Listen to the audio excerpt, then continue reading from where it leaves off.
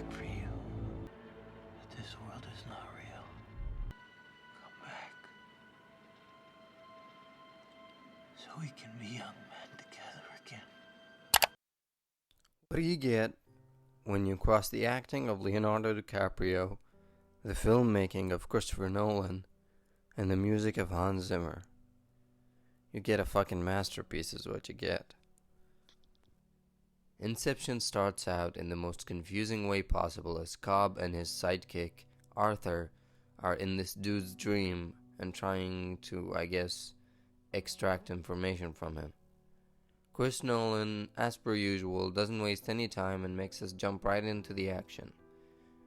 Plus, this lady appears, and even though she's just a figment of Cobb's subconscious, that's a word that's thrown a lot in this movie, she somehow is able to sabotage him.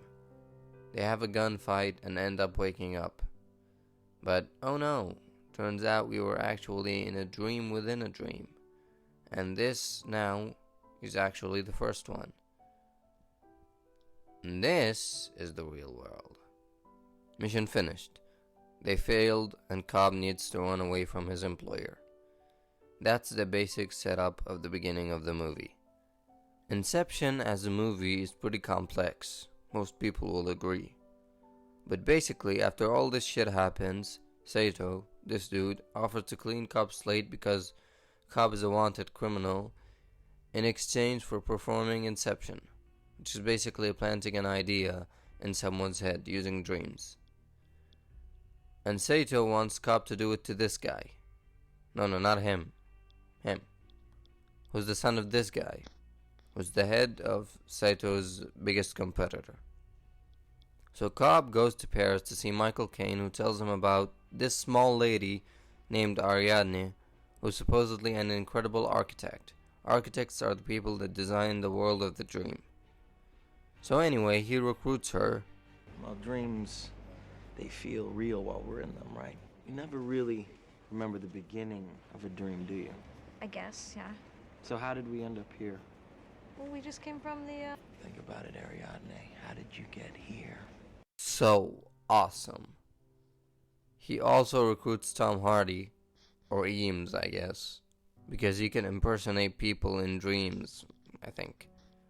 Cobb runs from some goons, then he hires this chemist to make them some quite powerful sedatives. They're still together? No, she's dead. Oh shoot, I didn't see that coming. I mean, come on, it's pretty obvious. They plan everything out, Cobb has a deep conversation with Ariadne, she gets too nosy, and they finally start the mission. But things immediately go to shit. Eames, impersonates Fisher's uncle and his godfather and tries to talk to Fisher after they kidnap him. Another gunfight happens, and they hop into the second level of the dream, without the chemist this time. Cobb tries to convince Fisher that he's in a dream, and that the people that kidnapped him want something important from him. But of course he has to figure it out on his own, so the idea could stick, as they explained earlier. No, it's not just about depth.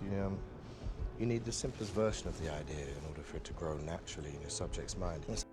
They trick Fisher and go into a third dream. Third level this time. Arthur stays behind. The drop starts.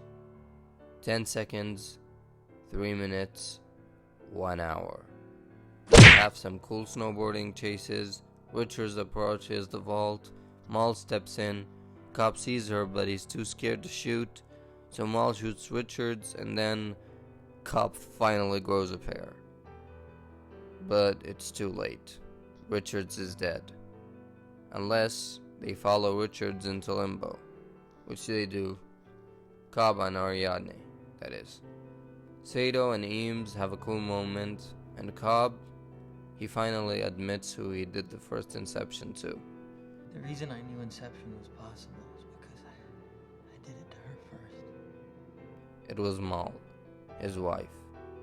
She killed herself because he planted the idea in her head that the world they're in is not real. And so, after they got out of the dream, the idea remained, and she couldn't accept her reality, which drove her to this. Oh no! Jesus! Cobb finally lets go of Maul. Fisher comes back to life and finally sticks the idea in his head. The idea that he should dismantle his father's empire and build something of his own. I was disappointed. We just tried. Ariadne leaves the 4th level.